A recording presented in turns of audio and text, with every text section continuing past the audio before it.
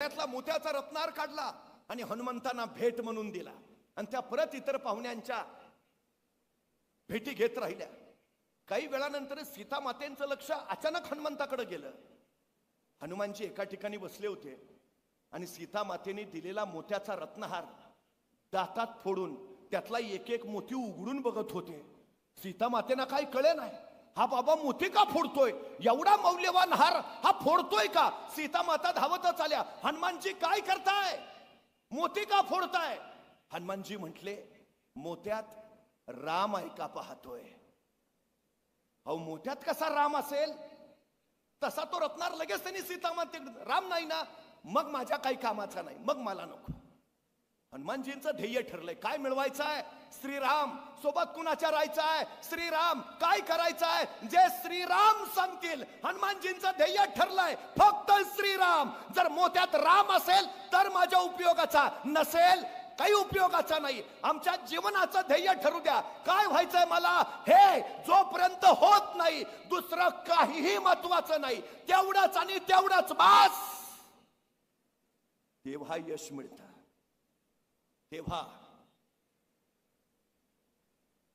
एक ध्यास आणि तो जर तुमचा श्वास झाला तर यश। इकडं तिकडं फिरून मग जमलत असं नाही होत, काही अजिबात नाही, अजिबात नाही, अशक्य काही नाही हो जगात। 2963 वन डे मॅचेस झाल्या, 2963 वन डे क्रिकेटचा जन्म झाल्यापासून एकाही क्रिकेटपटूला वन डे द्विशतक करता आलं नव्हतं, एकाही। अशक्य आहे। 50 ओव्हरची मॅच, त्यात 11 जण, एकाला काय 200 रन जमणार, शक्य आहे का? अशक्य, इम्पॉसिबल। 2963 वन डे शक्यच नाही। पण वयाच्या 16व्या वर्षी ज्यांनी क्रिकेटमध्ये पदार्पण केलं, फेब्रुवारी 2010 मध्ये तो सचिन तेंडुलकर मैदानावर उतरला आणि आतापर्यंत जे कुणालाही जमलं नव्हतं ते सचिन तेंडुलकरनी करून दाखवलं। वन डेतलं पहिलं द्विशतक, पहिलं सचिन तेंडुलकरनी केलं। अशक्य काय आहे, करू शकतो। सचिन तेंडुलकरनी द्विशतक केल्यावर दुसऱ्या दिवशी काही पत्रकार सचिन तेंडुलकरकडे गेले, तुम्ही काल द्विशतक केलं, मग सकाळी उठल्याबरोबर पहिले तुम्ही पेपर हातात घेतले असणार, सगळ्या पेपरच्या पहिल्या पानावर तुमच्या बातम्या, मास्टर ब्लास्टरचं द्विशतक, मग सकाळी पेपर वाचले काय? का सकाळी उठल्या उठल्या तुम्ही मोबाईल हातात घेतला, एवढं द्विशतक केलं, सगळ्यांचे मेसेज आले असतील, कॉंग्रॅच्युलेशन्स, अभिनंदन, मग सकाळी उठल्या उठल्या मोबाईल हातात घेतला, काय केलं? सचिन तेंडुलकर काय म्हटला माहितीये? 20 वर्ष झाली, रोज सकाळी 6 वाजता मी मैदानावर नेटमध्ये सराव करत असतो, रोज सकाळी 6 वाजता। मी कधी रविवारची सुट्टी घेतली नाही, मी दसरा दिवाळीला कधी घरी थांबलो नाही। गेली 20 वर्ष रोज सकाळी 6 वाजता मैदानावर। मी सकाळी उठल्या उठल्या पेपर हातात घेतला असता मी क्रिकेटचा देव झालोच नसतो। मी जर उठल्या उठल्या मोबाईल हातात घेतला असता मला भारतरत्न मिळालाच नसता। रोज सकाळी माझा ध्यास, माझं ध्येय। पण तेंडुलकर सकाळी उठल्यावर फोन नाही घेत आणि आम्ही उठला की पहिला फोन, नाही नाही रात्री काय काय महाराष्ट्रात घडलं कळलं पाहिजे। अरे तू कोण सीएम आहे का डीसीएम आहे? पर तुला मेसेज कुठले, गुड मॉर्निंग आणि 2 गुलाब।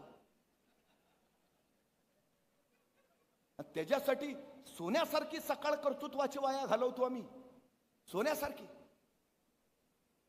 तुम्हाला माहिती आहे आजच्या घडीला जगातला सगळ्यात श्रीमंत कोण आहे? जगात सगळ्यात श्रीमंत एलॉन मस्क। पूर्वजांची संपत्ती नाही, स्वतःच्या आयुष्यात एकट्यानं कमावलेली संपत्ती आहे, एकट्यानं। काय केलं असेल त्यांनी?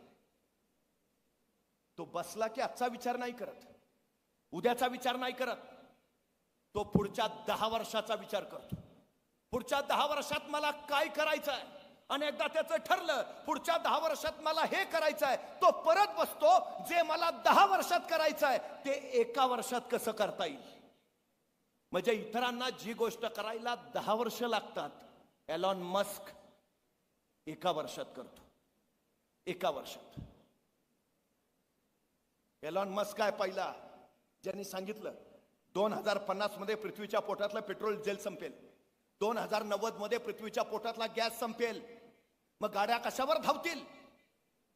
दुसऱ्यानं काढलेली टेस्ला कंपनी त्यानं विकत घेतली आणि जगातली इलेक्ट्रिक कार्स बनवणारी सगळ्यात मोठी कंपनी उभा केली. इराक अमेरिका युद्ध चाललंय. आजच्या घडीला सगळ्यात जास्त फायदा जर कोणाचा आहे तर एलॉन मस्कचा आहे. सगळे पेट्रोल डिझेलवाले अडचणीत, गॅस अडचणीत. मग माणसं जातील कशाने? इलेक्ट्रिक कार्स बनवतो कोण? Tesla, Elon Musk. कधी विचार केलाय त्यांनी? आजचा नका विचार करू, 10 वर्षानंतर. त्याची सुरुवात आज करायला हवी. आज त्याला एका कंपनीकडनं 50,000 गाड्या बनवायची ऑर्डर मिळाली. अशक्य आहे. 3 महिन्यात 50,000 गाड्या जगातली कुठलीच कंपनी बनवू शकत नाही. पण तो एलॉन मस्क, आय कॅन, मी करेन, ऑर्डर घेतली. पण नेमकं त्याचं मशीन टूल बिघडलं. त्यांनी फ्रान्सच्या कंपनीला फोन लावला, मशीन टूल हवंय. फ्रान्सची कंपनी म्हणली पाठवून देतो, 2-3 दिवस लागतील. 2-3 दिवस एवढा कुणाला वेळ आहे? त्यांनी स्वतःचं विमान काढलं, फ्रान्सला पोहोचला, मशीन टूल घेतलं. संध्याकाळी कंपनीत काम रुकना नाही चाहिए. वेळ कुठं आहे? प्रत्येक क्षण महत्वाचा, प्रत्येक क्षण. तुम्हाला माहिती आहे पूर्वी देश अवकाशात यान सोडायचे. पहिला माणूस आहे ज्यांनी स्वतःचं वैयक्तिक यान अवकाशात सोडलं. स्पेसएक्स नावाची कंपनी काढली. सुनीता विल्यम्स अंतराळ स्थानकात अडकलेल्या. नासाला सुद्धा शक्य झालं नाही त्यांना खाली आणणं. एलॉन मस्कनं स्वतःचं यान पाठवलं आणि सुनीता विल्यम्सला पृथ्वीवर आणलं. परवा तो म्हणला पुढच्या 10 वर्षात माझं मंगळावर शहर असेल. कुठं? मंगळावर. आणि आमचं काय चाललंय? चाललाय पेट नाक्यावर फ्लॅट घ्यायचा. आम्ही अजून पेट नाक्यावरच आहे, तो मंगळावर. का? तो जगातला सगळ्यात जास्त श्रीमंत आहे. परवा त्यांनी त्याचा 47वा वाढदिवस साजरा केला. कसा केला असेल? जगातला सगळ्यात श्रीमंत माणूस आहे, त्याचा वाढदिवस. काय सेलिब्रेशन असेल? अख्ख्या अमेरिकेत बोर्ड लागले असतील आमचे आधारस्तंभ. काय सेलिब्रेशन असेल? कसा साजरा केला असेल वाढदिवस? कसा केला माहितीये? आपल्या 47व्या वाढदिवशी एलॉन मस्क 24 तास अखंड काम करत होता. 24 तास अखंड काम. त्या दिवशी तो 1 मिनिट झोपला नाही. 1 मिनिट. वाढदिवसाचं सेलिब्रेशन कसं? 24 तास अखंड काम. हा जगातला श्रीमंत आहे तो. तुमच्याकडे काय आहे, काय नाही, काही फरक पडत नाही. पण तुमचं ध्येय काय आहे आणि ते मिळवण्यासाठी तुम्ही काय करताय त्यांनी मात्र प्रचंड फरक पडतो. प्रचंड. आत्मविश्वास ही सगळ्यात महत्वाची गोष्ट आहे. ज्याच्याकडे आत्मविश्वास आहे त्या आत्मविश्वासातनं ॲटिट्यूड जन्माला येतो. दृष्टिकोन. आता ॲटिट्यूड 4 प्रकारचा असतो. त्याच्यावर ठरतं आम्ही यशस्वी की अयशस्वी. ॲटिट्यूड. पहिला ॲटिट्यूड आहे झिरो ॲटिट्यूड. झिरो ॲटिट्यूड असणारी माणसं खतरनाक असतात. त्यांना काही सांगा त्यांचं उत्तर ठरलेलं असतं, नाही जमणार, जमणारच नाही. काही सांगा तुम्ही त्यांना, झिरो ॲटिट्यूड वाल्यांचं उत्तर ठरलेलं, नाही जमणारच नाही. बरी इतकी खतरनाक आहे, तेजा नाही ती नाहीच. ते सांगतो नाही, कुणालाच जमणार नाही, कुणालाच जमणार नाही. मी कायम सांगतो एखाद्या गावाचा विकास करायचा असेल, समाजाचा विकास करायचा असेल, 4 गोष्टी फार महत्वाच्या. पहिली गोष्ट, ज्याच्याकडे पैसा आहे त्यांनी पैसा द्यावा. दुसरी गोष्ट, ज्याच्याकडे वेळ आहे त्यांनी वेळ द्यावा. तिसरी गोष्ट, ज्याच्याकडे कष्ट आहे त्यांनी कष्ट द्यावे. आणि चौथी गोष्ट, ज्याच्याकडे या तिन्हीपैकी काहीच नाही त्यांनी किमान गप राहावे. अडचण पहिल्या तिघांची नसते, वळवळ ज्याच्याकडे काय नाही त्याची जास्त. चळवळ मोडीत काढायला कायम पुढे हे झिरो ॲटिट्यूड. याच्यानंतरचा दुसरा प्रकार आहे लोअर ॲटिट्यूड. ही पण तितकीच भयानक. यांना काही सांगा त्यांचं पण ठरलेलं नाही, मला नाही जमणार, जमणारच नाही. पण जोशी सर यांचं जरा बरं असते, म्हणतात तुला जमेल तू कर. म्हणजे एखाद्याला म्हटलं ना, चल ना जरा नोकरी बिक्री चांगली करू, पैसे बिसे मिळवू, ऑडी मर्सिडीज घेऊ, नाही तू घे, मला नाही जमणार, मी बसेन तुझ्या गाडीत, तू घे. हे लोअर ॲटिट्यूड. म्हणजे एखाद्याला म्हटलं ना, चल ना आज व्यंकटेश्वरा शिक्षण संस्थेचा वर्धा पारितोषिक वितरण सोहळा आहे, चल चल चल काहीतरी करूया, तो करूया की, पण मी एकटा येऊन काय करणार, बाकीचे नकोत का? मग आपण त्याला तिथंच सोडतो, बाकीचे गोळा करायला जातो, बाकीचे गोळा करून मग त्याच्याकडे येतो, चल आलेत बाकीचे. मग तो म्हणतो मग आहेत ना बाकीचे, मी नाही आला म्हणून काय होतंय. हे लोअर ॲटिट्यूड वाले. याच्यातला तिसरा प्रकार आहे ॲव्हरेज ॲटिट्यूड. त्यांना काही सांगा, त्यांचं उत्तर ठरी नाही म्हणत नाही. त्यांचं उत्तर ठरलं नाही, करून अडचण काय, प्रयत्न करायला काय हरकत आहे, जिंकू म्हणत नाहीत, करूच विषय नाही, पण यांचं उत्तर ठरलं नाही, नाही करू करू करू, प्रयत्न करायला काय हरकत आहे. ॲव्हरेज. आणि याच्यानंतरचा शेवटचा जो प्रकार आहे तो आहे चॅम्पियन्स ॲटिट्यूड. ह्यांना काही सांगा, ह्यांचं उत्तर तयार, आय कॅन, मी करेन. अशक्य हा शब्द त्यांच्या शब्दकोशातच नाही. आय कॅन, आय कांट म्हणतच नाहीत, आय कॅन, मी करेन. Champions attitude. Tanaji, Baji, Yesaji, Kondaji, Kadtoji, champions attitude. महाराजांनी फक्त सांगावं, तानाजी म्हणालेच आय कॅन, बाजी म्हणालेच आय कॅन, मी करेन. Champions attitude. मला फक्त एका प्रश्नाचं उत्तर द्या, जंगलातला सगळ्यात उंच प्राणी कोण? जिराफ.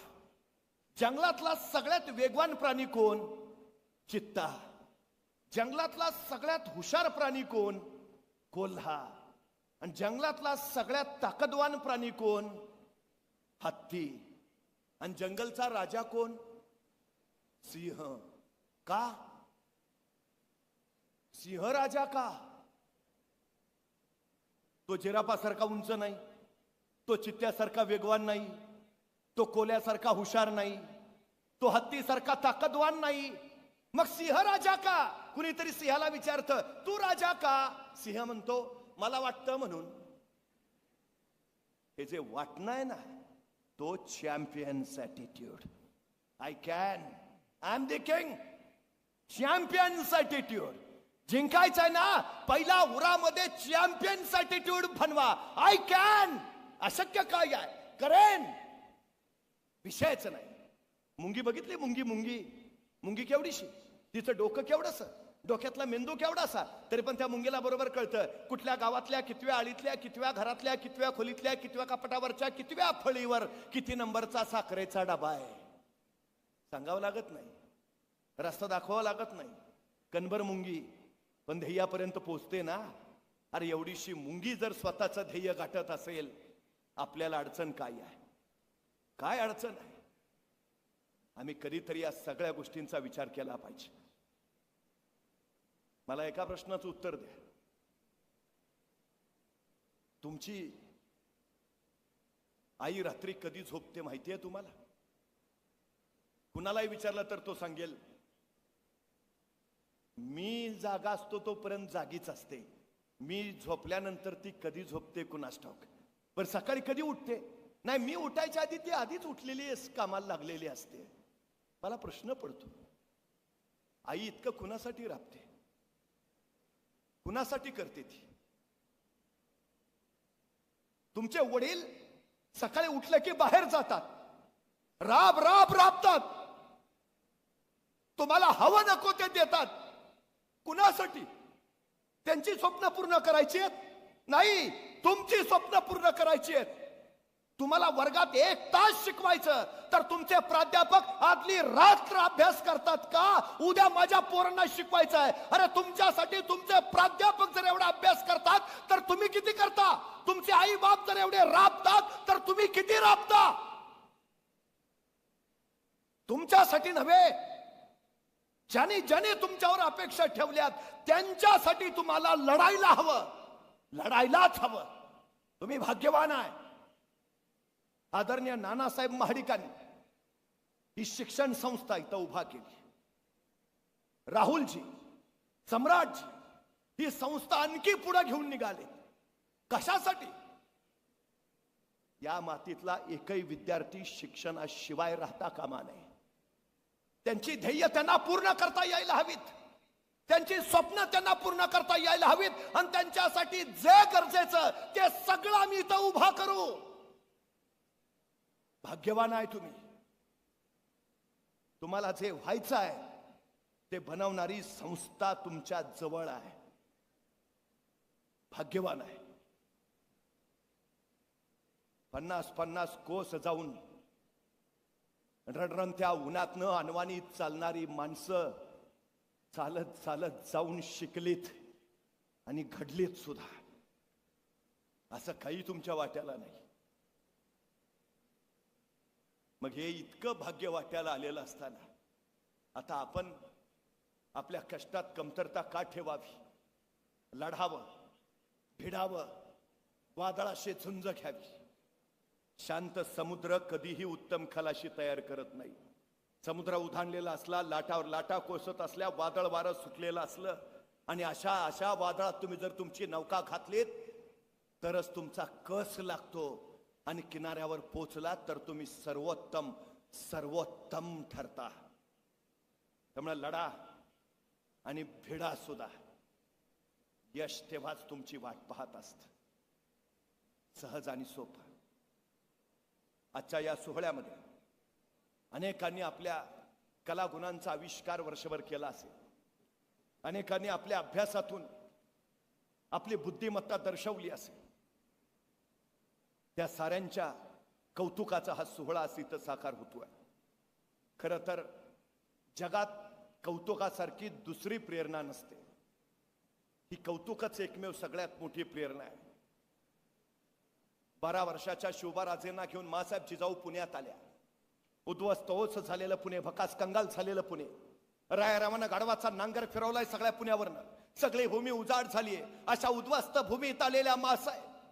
पण माणसं होती कुठे? माणसं दूर दऱ्याखऱ्यात परगंदा. मासाहेबांनी या परगंदा लोकांना घातली साथ, या गावात या. पण रयतने विचारलं कुणाच्या भरोशावर? आणि कडाडल्या जिजाऊ तुमच्या शिवबाराजांच्या भरोशावर. रयत परतू लागली, घरा घसबजू लागली, गावं कुसबुजू लागली. पण रयते पुढे पुन्हा एकदा प्रश्न पडला. गावात राहिलो, घरात राहिलो, पण खावं काय, प्यावं काय, शेती करावी तर पेरावं काय, काय आहे आपल्याकडं? आणि मग त्यावेळी महाराष्ट्रातली पहिली सहकारी संस्था उभा राहिली. या सहकारी संस्थेचं नाव होतं स्वराज्य आणि या संस्थेच्या संस्थापिका होत्या मासाहेब जिजाऊ.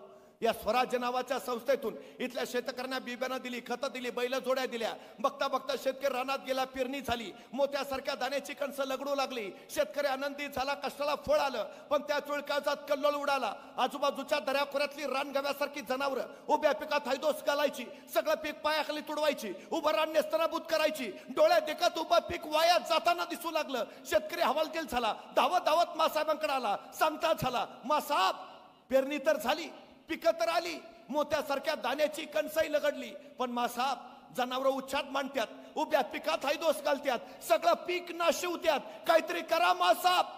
मासाहेबांना कळून चुकलं. पिकं जगली तर शेतकरी जगेल, पिकं जगली पाहिजेत. दुसऱ्या दिवशी मासाहेबांच्या विलक्षण बुद्धीतनं एक विलक्षण युक्ती बाहेर पडली. मासाहेबांनी आसपासच्या गावागावात दौंडी दिली.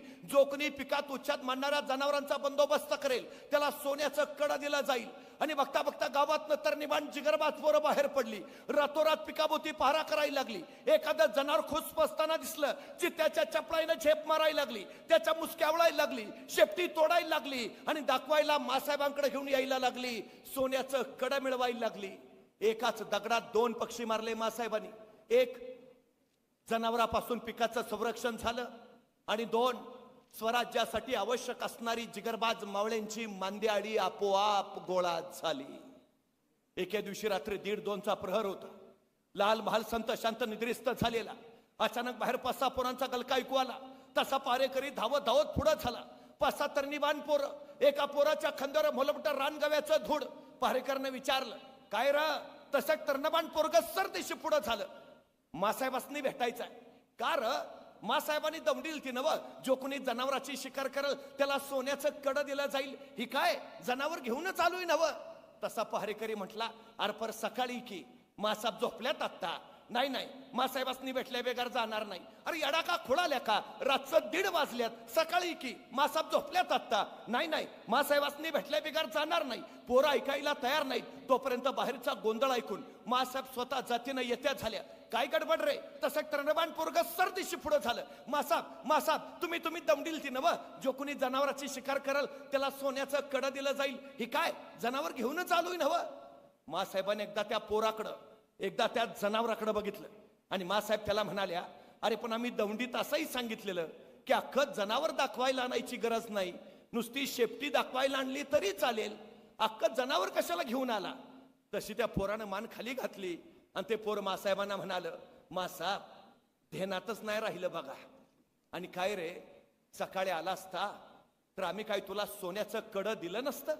एवढं जसं ऐकलं तस त्या पोराच्या दोन्ही डोळ्यातनं गळगळ गळगळ पाणी ओखळायला लागलं. त्याला हुंदका फुटला. आलेला हुंदका दाबत तो मासाहेबांना म्हणाला, मासाहेब सोन्याचं कडं मिळावं म्हणून नाही आलो मासाहेब, तुमच्या कौतुकाची थाप माया पाठीवर पडावी म्हणून आलो मासाहेब, तुमच्या कौतुकाची थाप पडली ना की 10 हत्तीचं बळ येतं. या जनावराची शिकार केली आणि वाटलं कवा एकदा तुमच्या जवळ येतो आणि कवा एकदा तुमच्या कौतुकाची थाप पाठीवर घेतो. सोन्याचं कडं नको मासाहेब, तुमच्या कौतुकाची थाप फक्त माया पाठीवर पडू द्या. मासाहेब पुढं झाल्या. त्या पोराचे डोळे पुसले. त्याला विचारलं, नाव काय रे तुझं? तसं ते पोर म्हणाल, तान्हाजी मालुसरा, उमरड गावचाजी. आणि त्या दिवसापासून तान्हा जो मासाहेबांचा झाला, मरेपर्यंत स्वराज्याचा राहिला. एक कौतुकाची थाप माझ्या तानाजीना घडवणारी ठरली. स्वराज्य तलवारीच्या पात्यावर नाही, कौतुकाच्या थाप्यावर उभा राहिलाय.